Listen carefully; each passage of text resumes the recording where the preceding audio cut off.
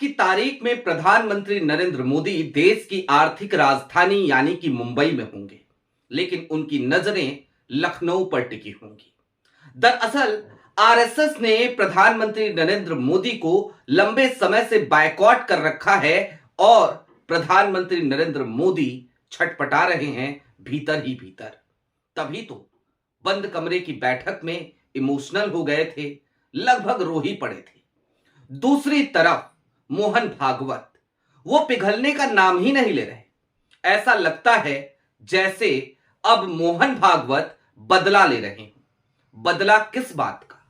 जाहिर सी बात है, नई भाजपा की उस खुराफात का जिसने आरएसएस को, संघ को नेपथ्य में डाल दिया था। और जेपी नड्डा का वो बयान तो देखते देखते ही वायरल हो गया था कि अब हमें संघ की जरूरत नहीं है। एक तरफ संघ के इकोसिस्टम से जुड़े हुए तमाम विचारक, तमाम शिक्षाविद, तमाम पत्रकार, जी हां, ये जितने उपमाएं मैंने दी सबके आगे हालांकि आपको सो कॉल्ड लगा लेना चाहिए, वो तमाम इकोसिस्टम मोदी जी के खिलाफ मोर्चा खोले बैठा है, तो दूसरी तरफ आरएसएस ने बायकॉट कर रखा है। कहां कर रखा है बायकॉट? कैसे अछूत बना रखा है प्रधानमंत्री नरेंद्र मोदी को संघ ने आजकल, ये चर्चा सबसे ज्यादा जरूरी हो चली है।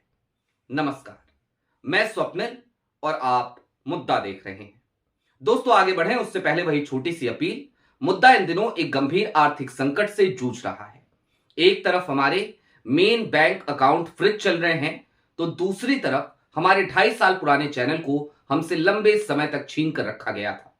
ऐसे में डे टू डे ऑपरेशंस में मुद्दा को काफी मुश्किलों का सामना करना पड़ता है। लिहाजा आपसे गुजारिश है, यदि आप चाहें तो स्क्रीन पर दिख रहे क्यूआर कोड या फिर के नीचे दिख रहे यूपीआई नंबर के जरिए मुद्दा की छोटी छोटी मदद जरूर कीजिएगा, ताकि हमारी बेबाकी यूं ही बदस्तूर जारी रहे। अब आगे बढ़ते हैं। संघ और भारतीय जनता पार्टी।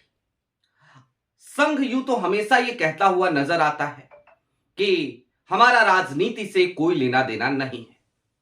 मोहन भागवत 3 दिन के प्रवास पे गोरखपुर थे, योगी आदित्यनाथ के गोरखपुर में, और इसके बाद वो उत्तर प्रदेश की राजधानी यानी कि लखनऊ आज पहुंच रहे हैं। और ये वही दिन है जब प्रधानमंत्री नरेंद्र मोदी मुंबई में होंगे मैक्रो के साथ, इमैनुअल मैक्रो, फ्रांस के राष्ट्रपति। लेकिन प्रधानमंत्री नरेंद्र मोदी लखनऊ पे नजर बना के क्यों रखेंगे? गोरखपुर में एक पदाधिकारियों के साथ बैठक में पता है मोहन भागवत ने क्या कह दिया इस बार? उन्होंने कहा सीधे तौर पर कि किसी भी पार्टी के फ्रंट लाइन के नेताओं को मत जोड़िए अपने साथ। और दूसरी तरफ एक बात और कही संघ के पदाधिकारियों से बात करते हुए कि किसी भी पार्टी को अपनी पार्टी मत समझिए और किसी भी पार्टी को पराया मत समझिए। यानी कि हर राजनीतिक दल को आप इस देश का राजनीतिक दल समझिए। जरा सोचिए मोहन भागवत ये सारी बातें आज की तारीख में क्यों कर रहे हैं? अब क्यों कर रहे हैं उस पर चर्चा आगे करेंगे। सबसे पहले आपको कुछ चीजें दिखाना चाहता हूं। कल की तारीख में मैंने एक स्टोरी करी थी और संघ बायकॉट कर रहा है, इशारों इशारों में इसका जिक्र किया था। आज की तारीख में मैं आपको बायकॉट दिखाना चाहता हूं। आपकी स्क्रीन पर पांचजन्य की वेबसाइट का स्क्रीन रिकॉर्डर चल रहा है, मैंने स्क्रीन रिकॉर्ड करी है। पांचजन्य बीते कुछ महीनों से प्रधानमंत्री नरेंद्र मोदी के नाम की हेडलाइन लगाने से परहेज कर रहा है। और कल जब हमने स्टोरी करी तो एक हेडलाइन जाकर के केवल लगी है, और उस हेडलाइन में आप आश्चर्य करेंगे क्या है। जरा सोचिए, गंगा में कितना पानी बह गया राज्यसभा में धन्यवाद प्रस्ताव पर बोले हुए प्रधानमंत्री नरेंद्र मोदी को। वो खबर कल की तारीख में भी नहीं छपी, आज की तारीख में जाकर के पांचजन्य पे छपती है।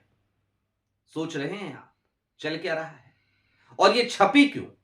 क्योंकि कल इस स्टोरी के बाद कई और लोगों ने ये स्टोरी करी थी और उन्होंने सीधे तौर पर संघ के मुखपत्र पांचजन्य और उस पांचजन्य में किस तरीके से नरेंद्र मोदी का बायकॉट किया जा रहा है, जबकि शाह साहब की स्टोरी छप रही है। शिवराज सिंह चौहान, पीयूष गोयल, निर्मला सीतारमण। ऐसा लगता है जैसे संघ ये कहना चाह रहा हो कि बाकी सबसे बैर नहीं, मोदी जी आपकी खैर नहीं। तो जाहिर सी बात है, इसे बायकॉट ना कहा जाए तो क्या कहा जाए। खैर, कल हमने स्टोरी करी और उसके बाद कई और लोगों ने सेम स्टोरी करी, उन्होंने भी इस बायकॉट का जिक्र किया। तो आज की तारीख में पांचजन्य ने वही स्टोरी, पुरानी स्टोरी उठाई और कहा कि प्रधानमंत्री नरेंद्र मोदी के भाषण के कुछ संपादित अंश छाप रहे हैं। अब जरा सोचिए, बायकॉट नहीं है तो क्या है। यही हाल आरएसएस की अंग्रेजी की मैगजीन यानी कि ऑर्गेनाइजर, अंग्रेजी मुखपत्र, उसकी वेबसाइट का भी है। उस पर भी प्रधानमंत्री नरेंद्र मोदी को कई महीनों से बायकॉट किया जा रहा था। कल देर शाम से स्टोरी छपनी शुरू हुई। उससे पहले प्रधानमंत्री नरेंद्र मोदी का चेहरा, प्रधानमंत्री नरेंद्र मोदी का नाम, सब ऐसा लगता था जैसे बैन हो चला हो। जाहिर सी बात है, यह बायकॉट यूं ही नहीं हो रहा। इस बायकॉट के पीछे एक कहानी है, छोटी सी कहानी। क्या कहानी? महज इतनी कि संघ अब सत्ता का हस्तांतरण चाहता है। संघ अब सत्ता का, ताकत का ट्रांसफर चाहता है। संघ अब चेहरा बदलना चाहता है। संघ अब दुल्हा बदलना चाहता है। और ये दुल्हा जब बदलना चाहता है तो बीते कुछ दिनों से हम सब ये कहते रहे हैं कि आज की तारीख में संघ का कोई वजूद नहीं, आज की तारीख में संघ की कोई ताकत नहीं। आज की तारीख में तो गुजरात लॉबी संघ पे भी हावी है, भारतीय जनता पार्टी पे तो पूरा कैप्चर कर चुकी है। लिहाजा अब ना तो संघ कुछ कर पाएगा और ना ही योगी आदित्यनाथ कुछ कर पाएंगे। कुछ नहीं होने वाला है। हम ये बात कहा करते थे, मैं थे शब्द का इस्तेमाल कर रहा हूं। परिस्थितियां बहुत बुरी तरीके से बदल गई हैं, क्योंकि अब सिर्फ संघ नहीं चाहता, अब चाहते तो अमित शाह भी हैं, ऐसा लगता है। और क्यों चाहते हैं? क्योंकि प्रधानमंत्री नरेंद्र मोदी की अब वो वाली छवि नहीं रही, वो वाला गुब्बारा नहीं रहा, 56 इंची का सीना नहीं रहा। आज की तारीख में प्रधानमंत्री नरेंद्र मोदी के सामने जो उपमाएं पहले लगा करती थी, यानी कि प्रधान चौकीदार, महामानव, विश्वगुरु, उन तमाम उपमाओं की जगह नई उपमाओं ने ले लिया है। नए नए अलंकार से विभूषित हो रहे हैं प्रधानमंत्री नरेंद्र मोदी। कोई डरपोक कह देता है, कोई कायर कह देता है, कोई कॉम्प्रोमाइज्ड कह देता है। कभी एप्स्टीन फाइल का मुद्दा, कभी नरवणे साहब की किताब, और इस सब को लेकर के विपक्ष को मिलता हुआ माइलेज। ऐसे में जमीन प्रधानमंत्री नरेंद्र मोदी के चेहरा रहने की वजह से भारतीय जनता पार्टी की खिसक रही है। और क्या अमित शाह ये चाहेंगे कि जिस पार्टी के लिए उन्होंने इतनी मेहनत करी, जिस पार्टी को उन्होंने आज की तारीख में दुनिया की सबसे बड़ी पार्टी है ऐसा दंभ भरने का मौका दे दिया, उस पार्टी की छवि तार तार हो जाए, वो पार्टी पूरी तरीके से बिखर जाए, अपनी छवि को खंडित कर ले? जाहिर सी बात है, ना तो शाह ऐसा चाहेंगे और ना ही संघ ऐसा चाहेगा। लिहाजा सत्ता का ट्रांसफर संघ चाहता है। अब आप ये भी कहेंगे कि चलो ठीक है, मान लिया संघ चाहता है, लेकिन उससे क्या हो जाएगा? क्या हो जाएगा भला? क्योंकि आज की तारीख में देश में अनभक्तों की कमी तो है नहीं। भारतीय जनता पार्टी जिस तरीके से काम करती है, जिस तरीके से चुनाव के वक्त पे जनता को प्रलोभन देती है, सब मंगल मंगल हो जाता है।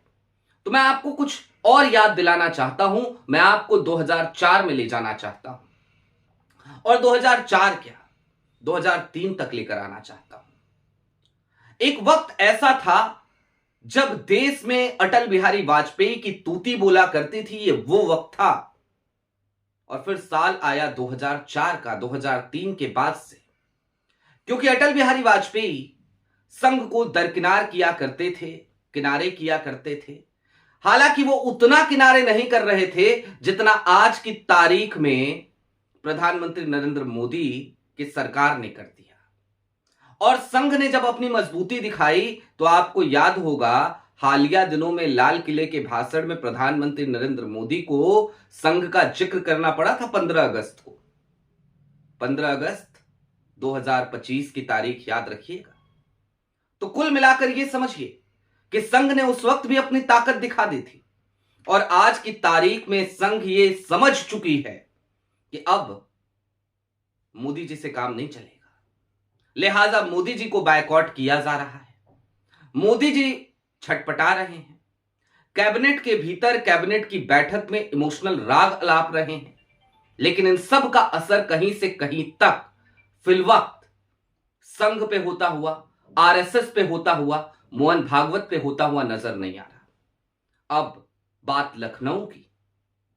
मोहन भागवत योगी आदित्यनाथ के गोरखपुर में थे, मैंने बताया, उन्होंने वहां पर एक बड़ा बयान दिया और अब मोहन भागवत लखनऊ पहुंच रहे हैं।